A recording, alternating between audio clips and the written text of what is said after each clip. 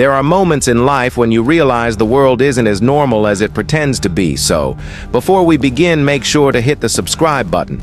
Subscribe to the channel because what I'm about to share might make you question every sound you hear at night. This happened not long ago when I found myself living alone for the first time in a small second-floor apartment tucked away behind a quiet neighborhood.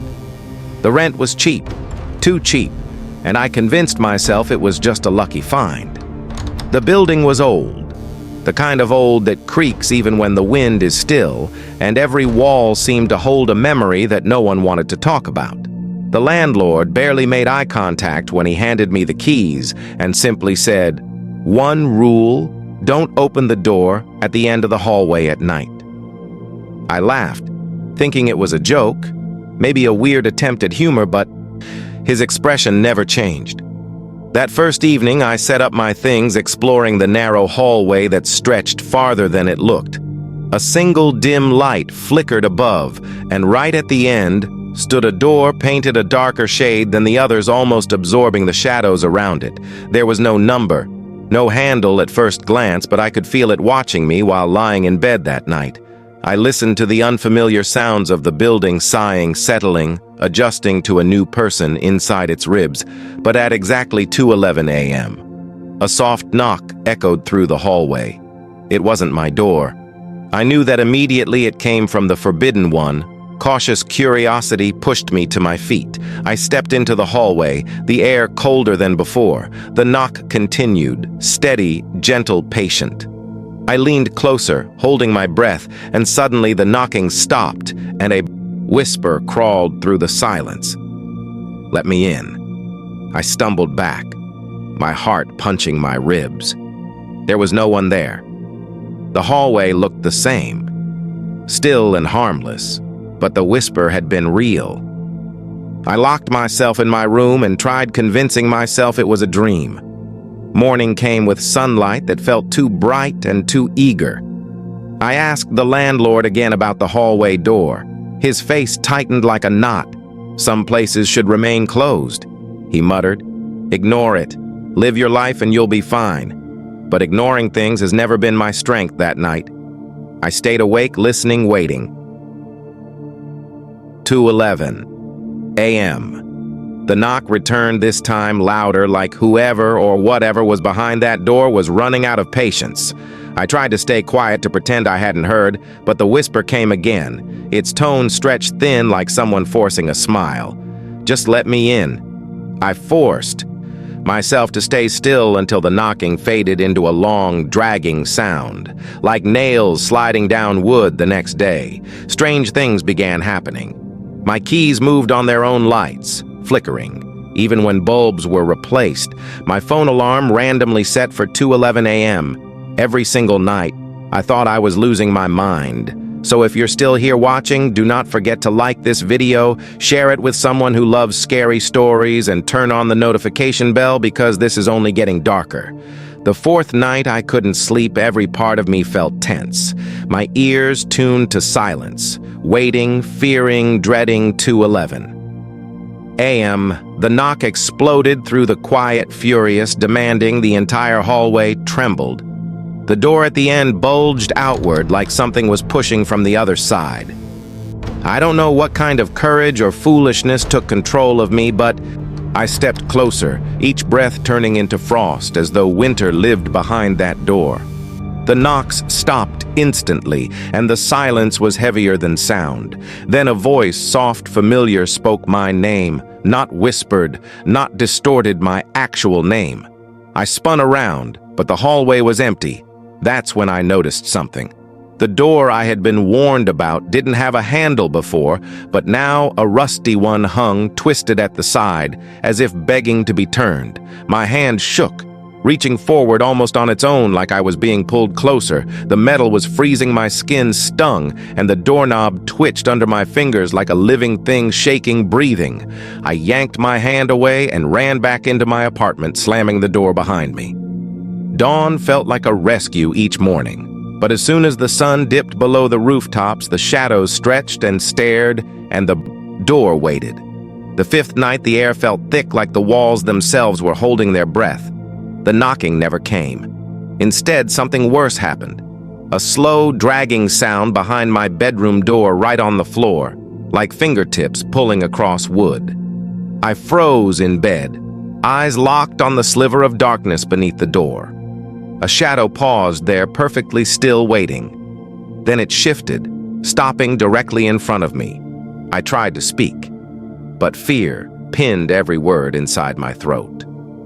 The shadow lingered for what felt like hours, before slowly slipping away when morning finally arrived.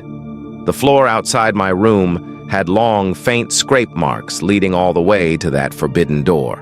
I couldn't live like that anymore. I packed my things in the daylight, my hands shaking the whole time. I expected something, anything to stop me, but nothing happened. Not until I reached the hallway, the door at the end slightly open, just a crack enough to reveal darkness, thick and swirling like ink. A soft voice floated out. "Don't go. We've waited so long. Just a peek one step, that's all." Then the door began closing on its own, slowly, silently, like it knew I wouldn't dare come closer. I practically ran out of the building. The landlord didn't even look up when I dropped the keys on his desk. I left without another word for days after I slept at a friend's house trying to forget, pretending life was normal, but something followed. Some nights I hear knocks on the wall beside my bed, always at 2:11 a.m., and once when I checked the time on my phone, the wallpaper had changed. It was that same hallway door, slightly open, waiting. Every instinct tells me never to look back, never to go searching for answers. Some places are better left closed. But sometimes in the middle of the night I hear a whisper crawling through the dark, familiar, calm, patient. "Let me in." I never respond because deep down I know. If I ever answer it, if I ever let it in, I won't be the one closing the door again. I thought leaving that apartment would free me from whatever waited behind that door, but fear has a way of finding you. No matter where you hide, weeks passed, and I tried to convince myself it had all been stress, imagination, the tricks of a lonely mind. Except every night at exactly 2:11 a.m. I would wake up without reason, staring into the dark as if something was calling me, something patient. I stopped sleeping. Eventually, I moved into a new place, a modern building with bright lights and friendly neighbors. Everything felt safe, the kind of safe you only notice when you've lived with fear for too long. The first few nights were quiet, normal, but on the fourth night I woke up and my breath froze inside me. The digital clock on the dresser glowed 2:11 a.m., and there it was, 3 soft knocks on the wall behind my head, slow, steady, familiar. I sat up, trembling. There was no hallway door here, nothing to knock on except the wall that separated me from my neighbor. I hoped desperately it was them. Maybe they dropped something. Maybe it was a coincidence, but deep inside I knew better. The knocking continued 1, 2, 3, then stopped. A whisper seeped into the silence like a cold draft traveling beneath the skin. "Let me in." I held my breath, pulling the blankets to my face as if they could shield me from the voice. Morning came, but it did not bring comfort, only denial. I didn't want to believe it had followed me, that it knew exactly where I lived, that it spoke only to me. So if you're still here listening, make sure you like this video, share it with someone brave, and turn on notifications because this is far from overnight. After night, the knocks persisted and the voice grew bolder. It called me by my name again and again until one night it said something new. "I found you. You left me behind. I want to show you what's waiting." I couldn't breathe as a coldness pressed against the wall behind me like a face leaning into the plaster one evening while washing dishes. My phone buzzed with a notification from a number I didn't know. A single image attached the hallway door, back at the old apartment, wide open, darkness spilling out like smoke. My hands went numb as I saw something else reflected in the frame. A silhouette shaped like me standing at the doorway, staring inside. I dropped the phone, but the screen lit, again this time with a message. "Come home." I wanted to scream, but nothing came out. Instead, I gathered every light I owned, lamps, flashlights, anything to push the shadows away. I left every light on that night, hoping the brightness would keep whatever hunted me from appearing. But at 2:11 a.m., the power cut out. Every bulb died at once. The darkness swallowed everything. I heard movement in the living room, slow footsteps pacing each step, sending vibrations into the floor. The footsteps stopped right outside my bedroom door. A long silence. Then a single gentle knock, like a polite guest asking to be welcomed in the doorknob, rattled softly as if something on the other side was testing it, searching. The whisper came again, closer than ever. "Just let me in." I curled into myself, afraid to blink, afraid to exist. Suddenly, the door handle stopped moving, and the footsteps retreated, fading into the apartment until silence returned. Morning came, but I couldn't find footprints or signs of entry, except one thing. The front door was slightly open, as though someone had walked out or slipped in. I called the landlord, desperate for reassurance.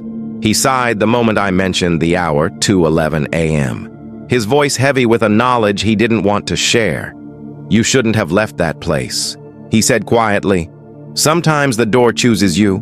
Once it does, it never really closes that night." I waited for the inevitable, staring at the digital clock, counting every minute until the dreaded numbers appeared. 2:11 a.m. The knocking started again, but not on the bedroom door. No, this time it came from inside the closet. A slow scrape, then a knock, then silence. My heart hammered against my ribs every second, stretching longer than the last. The closet door creaked open on its own, just a crack, and cold air slithered out. Something stood inside, hidden in the darkness, but tall enough to nearly reach the ceiling. Its breathing slow and deep. I could hear it shifting weight, studying me like prey. I squeezed my eyes shut, but the whisper brushed against my ear as if lips hovered inches away. "I'm already in." When I opened my eyes, the closet was empty, everything silent. Nothing out of place except my bedroom door, now wide open, leading into a pitch-black hallway that shouldn't exist in my apartment.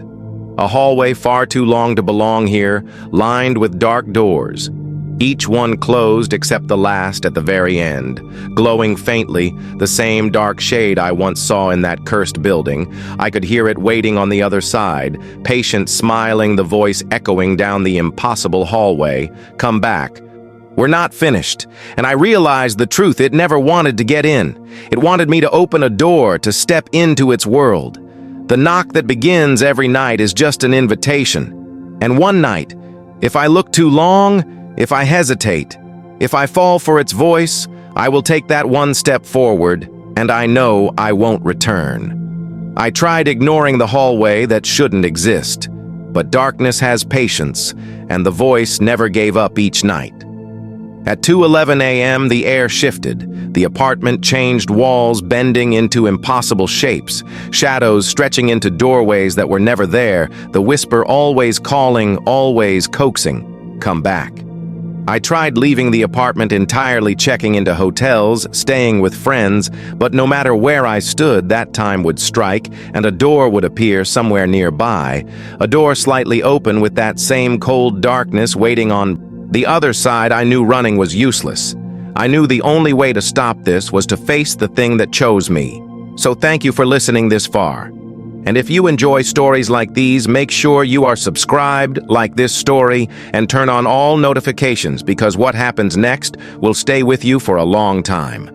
The last night began like the others, silence stretching thin until the clock flipped to 2:11 a.m. Instantly, every light blinked out, not fading, just gone, and my bedroom, filled with a darkness thick enough to touch the air, turned heavy like something was pressing down from above, freezing breath pouring from my lips. I reached for my phone, but before I could turn the flashlight on, the hallway reappeared, long, endless, lined with those dark doors, the final one glowing at the end. Pulling me forward, my feet moved like they were no longer mine. Every instinct begging me to stop, but curiosity, terror, and fate pushed me ahead. One slow step after another as I walked, the doors on either side began to creak open, just a sliver, revealing nothing but deeper shadow. I heard movement inside them, slow tapping like long fingers brushing against wood. I kept going, my heart pounding against a fear that didn't feel human. The glowing door was closed now, its surface pulsing like it was breathing. The whisper calling from the other side. Don't be afraid. Come see what waits for you behind the first door. You ever should have opened. The closer I got, the slower everything around me moved. Time stretched so far that seconds felt like hours. I reached the door and placed my hand on the knob. It throbbed beneath my skin like a heartbeat, desperate and hungry. With a deep, trembling breath, I turned it. The hallway lights died. The whisper stopped and the door yawned open. Swallowing every trace of light, I stepped into the darkness and the ground disappeared beneath me, a sensation of falling without falling, weightless and crushed at the same time. Then my feet found solid ground. A single light flickered on, revealing the old hallway from the first apartment, identical in every detail except one. The door at the very end was open, waiting for me. A shape stood inside the doorway, tall as the ceiling, motionless, watching its outline wrong, like it was made of pieces that didn't belong to a human form. My voice failed when I tried to speak. The figure tilted its head slowly, like curiosity and hunger twisted together, and then it stepped forward. Not fast, not violent, just deliberate, like it knew I had nowhere left to go. Its face, or what should have been a face, leaned close inches from mine. I felt its breath, cold and ancient, spreading across my skin, and then I heard it, not a whisper, not a request, but a truth. You let me in. The hallway vanished. Everything snapped back into my apartment, lights on, door closed, phone buzzing on the nightstand, as if nothing happened, except something was different. The apartment felt crowded, watched like the walls themselves were now alive. I picked up my phone with shaking hands and saw a new message from a number that didn't exist, a video thumbnail showing the inside of my closet darkness, deep and familiar. The caption below it said, "See you tomorrow at 2:11 a.m. I can still hear faint breathing behind that door every night, waiting for the moment. I'm too tired, too slow, too weak to keep it shut. And when that moment comes, the door will open on its own. And whatever I let in will finally show me what's on the other side. So if you ever hear knocking at the same time each night, don't answer. Don't listen. Don't look. Because once you let it in, once it learns your name, there is no door in this world that can keep it out anymore. And now, every night I lie awake staring at the closet, praying the knocking won't start again. But deep down, I know it will. And when it does, there won't be a final escape, only a final step forward into the dark that's been waiting for me since the very beginning.